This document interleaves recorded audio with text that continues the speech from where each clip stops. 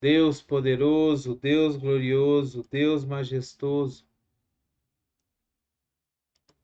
Te louvo, te bendigo e engrandeço o teu nome, Pai. Louvado seja o teu nome, Senhor. Em nome de Jesus. Amém. Glória a Deus. Aleluia.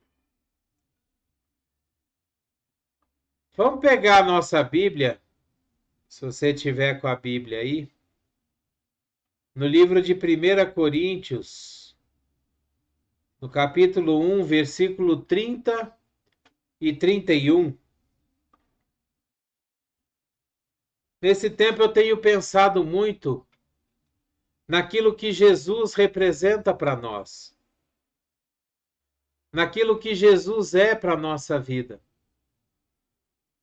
naquilo que Jesus faz, cumpre na nossa vida, no nosso dia a dia. E hoje eu recebi um estudo que eu achei muito interessante e eu queria compartilhar um pouco. No livro de 1 Coríntios, no capítulo 1, versículos 30 e 31, a gente lê assim: É, porém, por iniciativa dele que vocês estão em Cristo. Ou seja, o apóstolo Paulo está falando para os cristãos de Corinto, né? Corinto. Ele está falando que é por iniciativa de Deus que nós estamos em Cristo Jesus, o qual se tornou sabedoria de Deus para nós. Isso é justiça, santidade e redenção, para que, como está escrito, quem se gloriar, glorie-se no Senhor. E eu quero dar uma ênfase maior para essa parte aqui que diz que Jesus é a sabedoria de Deus. Cristo Jesus se tornou a sabedoria de Deus para nós. Ou seja, Cristo Jesus se tornou justiça, santidade e redenção. É interessante que o apóstolo Paulo ele diz aqui que a sabedoria de Deus para nós é justiça, santidade e redenção. E essas três coisas, Jesus se tornou nelas. Jesus se fez justiça, santidade e redenção. E eu queria ver cada uma dessas coisas hoje, falar um pouquinho de cada uma dessas coisas, o que elas representam para nós. O que representa, por exemplo, a justiça de Deus para nós? A palavra de Deus, ela diz que justiça é a habilidade de ficar em pé diante de Deus e ser declarado livre de culpa. Jesus, quando morreu na cruz, ele pagou o preço, ele derramou o sangue, pagando o preço pelos nossos pecados. Quando ele fez isso, o sangue que ele derramou na cruz nos limpou, tirou de nós toda a culpa, tirou de nós toda a acusação do diabo. O diabo não pode mais nos acusar, porque mesmo que ele nos acuse, nós podemos chegar para ele e falar: olha, capeta, ou nós realmente fizemos isso. Você tem razão, a gente pecou, a gente mentiu, prostituiu, roubou, teve inveja, cobiçou, a gente fez um monte de coisa, realmente fizemos. Só que o sangue de Jesus pagou o preço pelos nossos pecados e limpou todos esses pecados de nós. Então nós não temos mais culpa. E isso significa que Jesus é a nossa justiça diante de Deus. Nós podemos, quando Jesus morreu, quando Jesus disse que estava consumado lá na cruz, a palavra de Deus nos diz que o véu se rasgou de alto a baixo, ou seja, Deus pegou o véu lá em cima e rasgou de lá de cima para baixo, tirando a separação que existia entre nós e Deus. O pecado nos separava de Deus. O pecado era esse véu que tinha entre o santo lugar e o santíssimo lugar.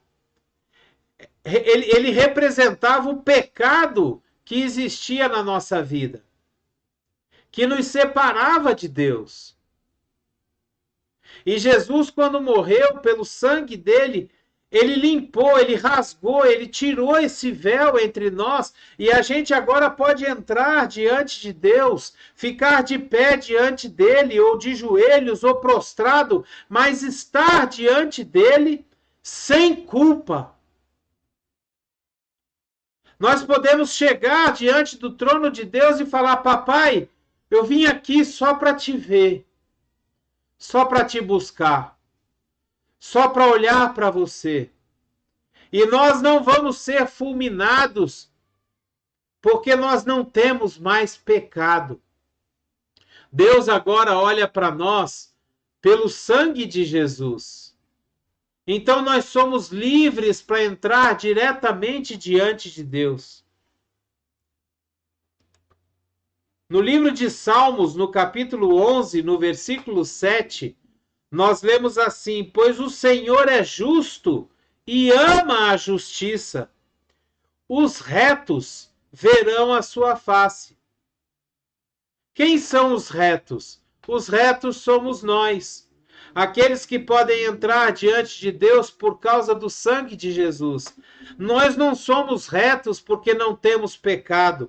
Nós não somos retos porque não erramos. Nós não somos retos porque somos perfeitos. Longe disso.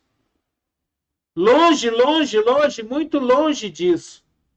Nós somos retos porque Jesus derramou o seu sangue por nós. E através do sangue de Jesus, nós temos a sua justiça para entrar diante de Deus e nos colocar como retos diante deles. No livro de João, no capítulo 17, versículo 17, a palavra nos diz assim: Jesus está falando com Deus, dizendo assim: Pai, santifica-os na verdade. A tua palavra é a verdade. E é tão maravilhosa a palavra de Deus que Jesus é a palavra. Jesus diz que ele é o caminho, a verdade e a vida. E ele fala para o Pai assim: santifica-os na verdade. Ou seja, ele está dizendo assim: Pai, santifica eles em mim, no meu sangue. Santifica eles em mim, que sou a palavra. Então Jesus, ele representa para nós a justiça de Deus. A justiça de Deus. E essa santificação, ela entra no segundo ponto que eu quero falar, que é aqui, voltando a 1 Coríntios, no versículo 30, capítulo 1, versículo 30, onde ele diz, né? Justiça, santidade e redenção. A santidade é o segundo ponto. E aqui em João 17:17 a gente vê: santifica-os na verdade. O que significa ser santo diante de Deus? Santo significa ser separado. Santo não quer dizer que nós temos uma auréola de ouro em cima da nossa cabeça, dizendo que nós somos anjinhos. Não, não é isso. Santo significa que nós fomos separados. Quando Jesus morreu na cruz e derramou o seu sangue, nós fomos separados para Deus. Todos aqueles que entregam a sua vida para Jesus, todos aqueles que dão a sua vida e aceitam o sacrifício que Jesus fez por nós, nós nos separamos para Deus. Isso significa ser santo. separados para um propósito. Qual o propósito? O propósito de viver para Deus. O propósito de adorar a Deus. O propósito de pregar a palavra de Deus, de ir por todo mundo, pregando o evangelho, levando Jesus para as pessoas. Isso significa ser santo. Ser santo não quer dizer que nós não temos pecado. Ser santo não quer dizer que nós nunca mais vamos errar. Ser santo significa que nós lutamos para não pecar. Nós temos consciência do pecado, nós temos consciência do que é errado e lutamos para não cair naquilo que é errado. Isso é ser santo. É cumprir um propósito diante de Deus, é permitir que o propósito de Deus que ele tem para a nossa vida, preparado desde o ventre da nossa mãe, que esse propósito se cumpra na nossa vida. Isso é ser santo. Muitas vezes a gente quer espiritualizar demais as coisas. E a gente acha que ser santo é sentar lá na nuvem e ficar tocando uma harpinha com asinhas e uma auréola. Não é isso, não. Ser santo é passar por esse mundo tentando não pecar, vivendo nos princípios de Deus, andando nas coisas que Deus nos ensinou. Quando nós vemos no livro de 1 Tessalonicenses, no capítulo 4, versículo 7, a gente vê assim: porque Deus não nos chamou para a impureza, mas Deus nos chamou para a santidade. Aqui vem comprovar aquilo que eu estou falando. Deus nos chamou para sermos santos, separados, para fazermos o propósito que Ele tem para nós. Então Jesus ele representa para nós justiça e santidade. Em terceiro lugar, Jesus representa a redenção. O que seria a redenção? Só complementando o ponto da santidade, santidade é o caráter e a natureza que refletem a glória e a pureza do céu. Sabe quando as pessoas olham para nós e falam: poxa, você tem alguma coisa diferente? Quando eu estou perto de você, eu sinto uma paz, uma segurança. Isso é santidade. Isso é santificação. O terceiro ponto é que Jesus representa para nós a redenção. O que é a redenção? Redenção é o presente da liberdade comprada a alto preço. A palavra de Deus, ela nos diz que foi pago um alto preço, preço de sangue, pela nossa redenção. O que é a redenção? Quando um cara virava escravo, ele perdia todos os seus bens, ele perdia todos os seus patrimônios, tudo. Ele praticamente falia. Então, para pagar suas dívidas, ele se vendia como escravo. E a palavra de Deus nos diz, lá no Antigo Testamento, que o parente mais próximo poderia pegar o dinheiro relativo àquela dívida e comprar a liberdade daquele seu parente, daquele seu irmão, seu primo. Ele resgatava, ele era o redentor daquela pessoa. O nosso pecado, ele nos afundou tanto na lama, ele nos afundou tanto nas coisas ruins, nas mazelas dessa vida, que Jesus veio com seu sangue e pagou o preço pela nossa redenção. Quanto que custa aí o pecado desse rapaz? Ah, custa 20 ml de sangue. Jesus foi lá e depositou 20 ml de sangue. Sangue dele, que ele derramou na cruz. E ele nos redimiu. Ele é nosso redentor. Ele é nosso salvador. Essas três figuras da justiça, da santidade e da redenção, elas estão em Jesus. Jesus é para nós o passe livre para a nossa vida eterna. Jesus é para nós a redenção da nossa escravidão do pecado, a santidade para fazer e cumprir os propósitos de Deus, e a justiça para ficar de pé diante de Deus e poder chamar Deus de Pai. Poder entrar na presença de Deus e dizer: papai, eu preciso disso, eu preciso daquilo. Papai, olha o que está acontecendo aqui. Meu Deus, olha só isso daqui. Me ajuda aqui, Senhor. Jesus para nós é tudo. Jesus para nós é a nossa própria vida. Nós só estamos vivos por causa da misericórdia do Senhor. E essa misericórdia ela foi alcançada pela morte de Jesus na cruz. A graça de termos a vida eterna, a graça de sermos abençoados com o perdão do nosso pecado, mesmo não tendo merecimento. Sabe por que nós não temos merecimento? Porque hoje nós nos arrependemos, o Espírito Santo nos incomoda de alguma coisa errada que nós fizemos, a gente se arrepende, a gente se achega diante de Deus, pede perdão e amanhã a gente faz de novo. E aí a gente se arrepende de novo e volta para Deus e fala: Pai, olha, pisei na bola de novo, Senhor. E você sabe o que é legal? É que Deus não lembra que ontem você pediu perdão por aquilo. É totalmente diferente de nós.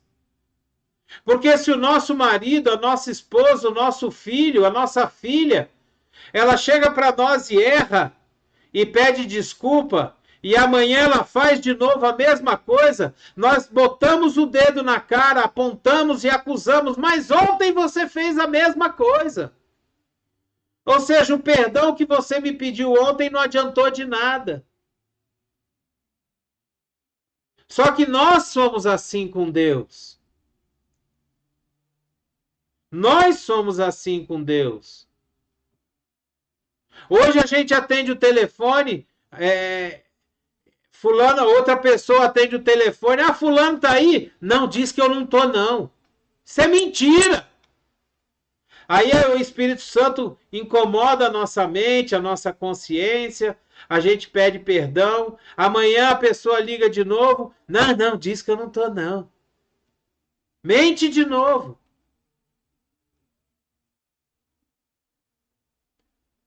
E a palavra de Deus nos diz que Pedro chega para Jesus e fala: Jesus, quantas vezes nós temos que perdoar o nosso próximo? 7 vezes? E Jesus fala para ele: não, Pedro, não é 7 vezes, é 70 vezes 7. Então nós temos que entender que Jesus é maravilhoso, que Jesus é aquele que morreu para nos salvar. Jesus é aquele que representa na nossa vida tudo aquilo que nós precisamos para não ser consumidos pela ira de Deus. Sabe, é tão maravilhosa a palavra de Deus que Jesus, ele sentiu na sua própria pele o que é ficar separado de Deus. Quando Jesus sua sangue no Getsêmani, uma das maiores preocupações que ele tem ali, de tudo que ele ia passar, não é o sofrimento humano, não é a dor das chicotadas, não é a dor da crucificação, mas é a dor de ficar separado do Pai. Jesus nunca tinha ficado separado de Deus. Jesus nunca tinha se separado da Trindade. A Trindade nunca tinha se separado. Eles sempre viveram em comunhão. Mas quando os nossos pecados foram colocados sobre Jesus, Deus se afasta, vira as costas, porque Deus não pode compactuar com o pecado. Esse era o maior medo de Jesus, a maior ansiedade, a maior angústia que Jesus teve em todo esse processo da crucificação, da morte, foi o afastamento de Deus. E muitas vezes nós nos afastamos de Deus e não nos preocupamos, a gente não dá o valor, a gente não se coloca na posição de preocupação, de ansiedade, de angústia, porque Deus vai se afastar de nós por causa daquele pecado, porque o Espírito Santo vai se entristecer com aquilo que nós fizemos, seja uma mentirinha da menor que seja, até o pior pecado que você possa fazer, ele se afasta da mesma forma, o Espírito Santo se entristece da mesma forma, e aí vem Jesus, o nosso advogado, e ele age na nossa vida como justiça, como santidade e como redenção. Sabe que essa palavra venha confrontar a nossa consciência, venha trazer entendimento para nosso espírito, para nossa alma, de que Jesus é tudo. De que nós não podemos viver sem a presença de Jesus, sem a presença do Espírito Santo, sem buscar a Deus, a face de Deus todo o tempo. Nós temos sim muito costume de buscar as mãos de Deus, mas nós precisamos buscar a face de Deus. Buscar as mãos de Deus quer dizer que nós estamos buscando as bênçãos, nós estamos pedindo coisas para Deus. Mas quando nós buscamos a face de Deus, nós estamos buscando intimidade, nós estamos buscando relacionamento, nós estamos buscando estar junto com Ele, não importando o que Ele possa ou não fazer para nós, se bem que Ele pode tudo. Ele pode tudo. Nosso Deus é onipotente. Ele pode todas as coisas.